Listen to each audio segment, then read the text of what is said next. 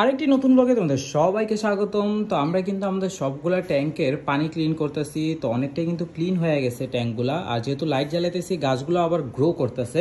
তবে আজকের মূল ব্লগের যে আকর্ষণ ওইটা হচ্ছে আমরা কিন্তু আরেকটা খাঁচা আনছি, এবং আমাদের যে লরির বেবিটা ছিল ওইটা কিন্তু প্রায় ফুললি অ্যাডাল্ট হয়ে যাইতেছে, কারণ সেমি অ্যাডাল্ট আছে বলতে গেলে। তো ওর জন্য আলাদা একটা সেট আপ দিছি আপাতত। তো এই সেট আপের মধ্যে আশা করি ও সুন্দরভাবে গ্রো করবে, আর যখন ফুললি অ্যাডাল্ট হয়ে যাবে ওর জন্য আমরা আর একটা ডিএনএ টেস্ট করতে হবে আগে। অবশ্যই এই পাখির কিন্তু মেল ফিমেল বোঝার কোনো উপায় নাই ডিএনএ টেস্ট ছাড়া।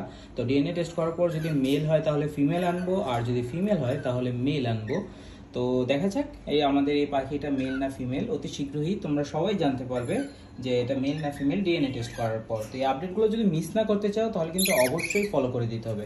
আর আমাদের এখানে যে এই লরিগেটের অ্যাডাল্টগুলো আছে, এই এই পাখিটার যে প্যারেন্টস, তো ওদেরকে আবার ব্রিডিংয়ে দিব।